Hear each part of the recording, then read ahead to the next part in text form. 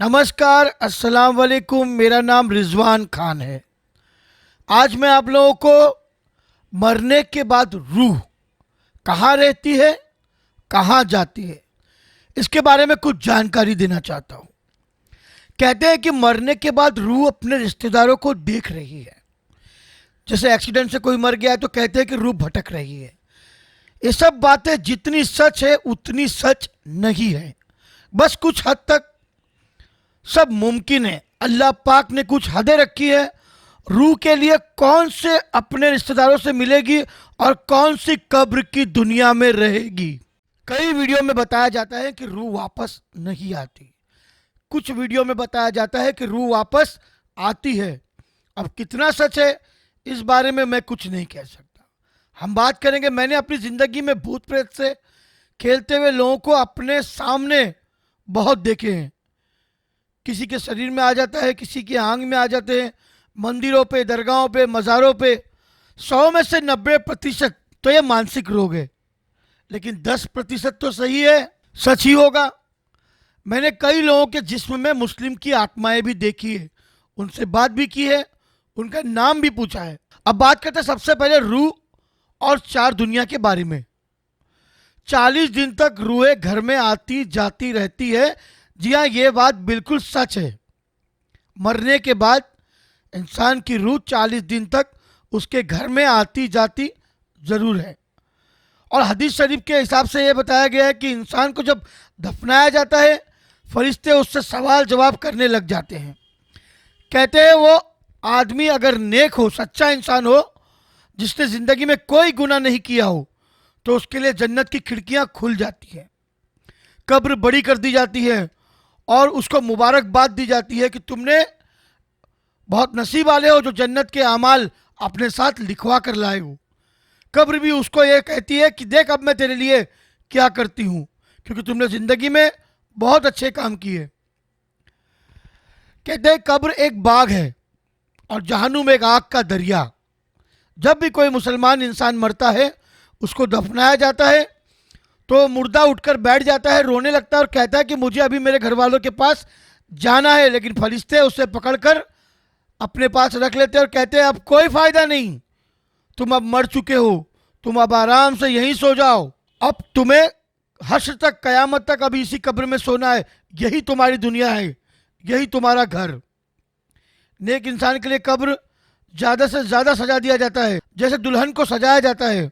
कयामत तक उसको एक नींद में, एक आगोश में सुला दिया जाता है।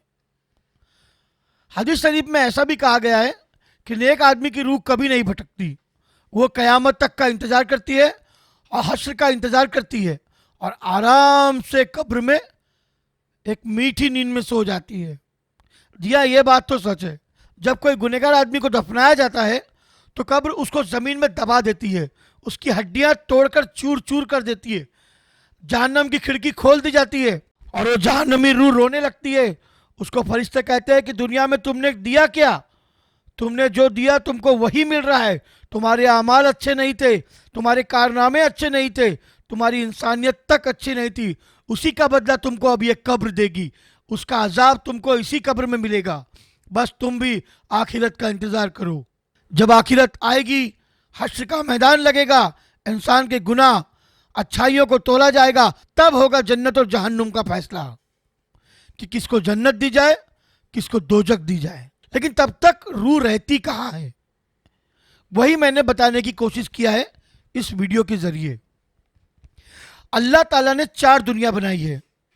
सबसे पहले हमारी दुनिया, दूसरा है जन्नत, तीसरा है दोजख यानी जहन्नम और चौथा है बरज़ख। इस दुनिया में गम है, खुशियां है, आंसू है, रोना है, हंसना है, धन दौलत, जमीन जायदाद, रिश्तेदार, रिश्ते नाते, दुख तकलीफें, आराम, पैसा, हीरे जवाहरात, अमीरी गरीबी, मौत, बीमारी, शिफा, दिन रात, सुबह शाम, पानी आग, सब कुछ है इसके अंदर। ये सब अल्लाह पाक ने बनाया है, जो हमारी दुनिया की ज़रूरत की चीज़ें हैं। दूसरा अल्लाह पाक ने बनाया है जन्नत, जिसमें गम नहीं है, सुकून ही सुकून है, मौत नहीं है, फरिश्ते हैं, परियां हैं, जो चाहो वो पाओ, दुनिया की सारी खुशियां, सारी दौलत, शहनशाह की जिंदगी है ऊपर। तीसरा है दोजक, यानी जहन्नम, आग ही आग, तकलीफ ही तकलीफ, मुसीबतें ही मुसीबतें, नुकसान ही नुकसान, खौलते तेल की कढ़ाइयाँ, बालों से पकड़ कर लटकाया जाएगा, अजाब ही अजाब, दुख ही दुख, रोना ही रोना, चिल्लाना ही चिल्लाना, आग ही आग, जिसे आग एक चादर की तरह तुमको लपेट लेगी। चौथा है बरज़ख, कब्र की दुनिया। मरने के बाद इंसानों को जब दफनाया जाता है, कब्रिस्तान में ले जाया जाता है, कब्रिस्तान ही वही जगह है बरज़ख यानी कब्र की दुनिया। शब बारात के दिन सारी रूहें अपने रिश्तेदारों का इंतजार करती है।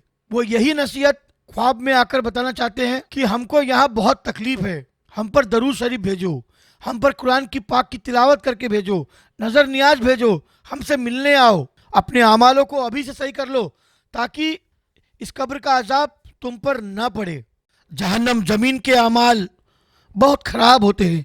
जो दूसरों को रुलाते हैं, गुनाह पे गुनाह करते हैं, उनको इतनी इजाज़त नहीं होती कि वो अपने रिश्तेदारों से जाकर मिल सके, बरज़ख से बाहर निकल सके, यानी कब्र की दुनिया से, कब्रिस्तान से बाहर तक वो नहीं निकल सकते और ना कब्र में उनको आराम मिलता है। जो जहन्नमी होते हैं, जिन्होंने कभी कोई अच्छा काम नहीं किया, जिनके अमाल बहुत खराब होते हैं, जो दूसरों को रुलाते हैं, गुनाह पे गुनाह करते हैं, उनको इतनी इजाज़त नहीं होती है कि वो अपने बरज़ख की दुनिया से बाहर निकल सके, अपने रिश्तेदारों के पास जा सके और उनको ये बता सके कि हमें कब्र में बहुत तकलीफ है। उनको कब्र में आराम नहीं मिलता, सुकून नहीं मिलता, उन पर आग ही आग बरसाई जाती है। और जो जन्नती होते हैं, अल्लाह के करीब होते हैं, नमाजी होते हैं, नेक होते हैं, जिन्होंने ज़िंदगी भर लोगों का भला किया है, अल्लाह की इबादत की है, उनके लिए जन्नत की खिड़कियाँ खोल दी जाती है। वो जब चाहे जन्नत से इस इंसानी दुनिया में कहीं भी आ जा सकते हैं और दूसरी दुनिया में भी वो आ जा सकते हैं। अल्लाह पाक की तरफ से ये उनको पूरी इजाज़त होती है। वो हुजूर की ज़ियारत के लिए भी जा सकते हैं, वो अपने रिश्तेदारों के ख्वाब में भी आ सकते हैं, सपने में आ सकते हैं, वो कहीं भी आ जा सकते हैं। और तीसरे जो होते हैं गुनाह, जिनके गुनाह ज़्यादा भी नहीं होते हैं और नेकियां कम भी नहीं होती है, यानी गुनाह भी बराबर और नेकियां भी जिनकी बराबर होती है, उनके लिए ना तो जन्नत की खिड़की खुलती है और ना ही दोजख की खिड़की।